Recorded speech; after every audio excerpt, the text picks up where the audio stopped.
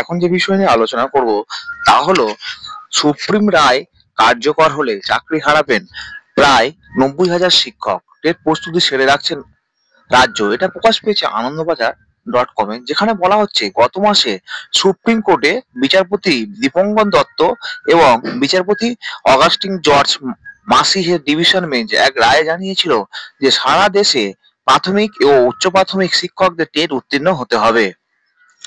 তো এবার বিস্তারিত খবরে আসি। টেট উত্তীর্ণ না হলে থাকবে না প্রাথমিক উচ্চ প্রাথমিক শিক্ষকদের চাকরি।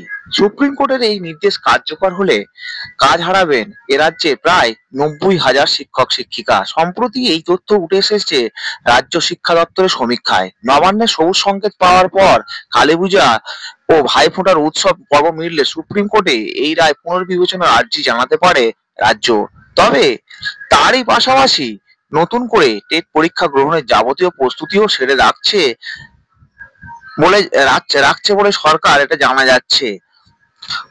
গত মাসে সুপ্রিম কোর্টে বিচারপতি দীপঙ্কর দত্ত এবং বিচারপতি অগাস্টিন জর্জ সাহেব মাসিয়ের ডিভিশন বেঞ্চ এক রায়ে নির্দেশ দিয়েছিল সারা দেশে প্রাথমিক ও উচ্চ প্রাথমিক শিক্ষকদের টেট উত্তীর্ণ হতেই হবে। পদোন্নতির জন্য সংশ্লিষ্ট শিক্ষককে টেস্ট পাস করতে হবে। যারা টেট উত্তীর্ণ হননি তাদের পরবর্তী 2 বছরের মধ্যে এই পরীক্ষায় পাস করতে হবে, না হলে চাকরি ছাড়তে হবে অথবা চূড়ান্ত সুযোগ সুবিধা নিয়ে বাধ্যতামূলক অবসরের জন্য আবেদন করতে হবে। তবে যারা আগামী 5 বছরের জন্য অবসর নেবেন তাদের এর থেকে অব্যাহতি দেওয়া হয়েছে। এরপরেই সারা দেশে শুরু হয়েছে তৎপরতা। উত্তরপ্রদেশ সরকার রায় পুনর্বিবেচনা আর্জি জানিয়ে সুপ্রিম কোর্টে দ্বারস্থ হয়েছে আগেই। আবার তামিলনাড়ুর মতো রাজ্য কর্মরত শিক্ষকদের জন্য আগামী বছর 3 দফায় টেট পরীক্ষার প্রস্তুতি নিয়ে ফেলেছে। সে পথে হাঁটছে এ রাজ্য।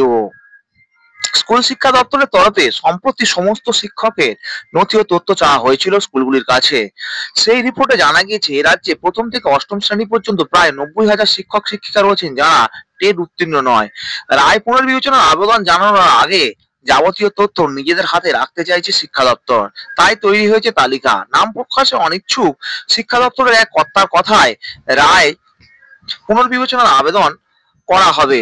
পাশাপাশি যদি পরীক্ষা নেওয়ার মতো পরিস্থিতি তৈরি হয় সেজন্য সব রকম প্রস্তুতি সেরে রাখছি আমরা। তাই এই সমীক্ষা রিপোর্ট তৈরি করা হয়েছে।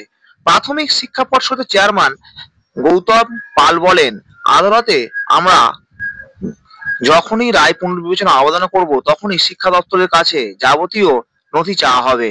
সে কারণে আমরা শিক্ষকদের তালিকা তৈরি করে রাখছি। পাশাপাশি যে কোনো পরিস্থিতি মোকাবিলার জন্য প্রাথমিক প্রস্তুতিও সেরে রাখা হচ্ছে। এই পরিস্থিতিতে শিক্ষক মহলে নতুন করে তৈরি হয়েছে অনিশ্চয়তা। যদিও তাদের একাংশের ভরসা রাখতে চাইছে বিচার ব্যবস্থার উপরে। বঙ্গীয় শিক্ষক ও শিক্ষাকর্মী সমিতির সাধারণ সম্পাদক স্বপন মন্ডল বলে, আমরা আশাবাদী এই পুনর্বিবেচনার আর্জি শীর্ষ আদালত খারিজ করবে না বা আদালতে খারিজ হবে না। কারণ 2010 সালের শিক্ষার অধিকার আইন ও এনসিটি গেজেট নোটিফিকেশন সেই সুরক্ষা কবচ দিয়েছে।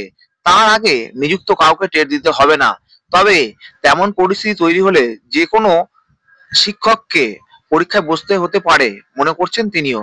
তো ফ্রেন্ডস, আজ ছিল এই পর্যন্ত। আপনারা যদি ভিডিওটিকে পছন্দ করেন অবশ্যই করে চ্যানেলটিকে সাবস্ক্রাইব করুন, ভিডিওটিকে বন্ধুদের মধ্যে শেয়ার করবেন এবং লাইক দিবেন। ধন্যবাদ।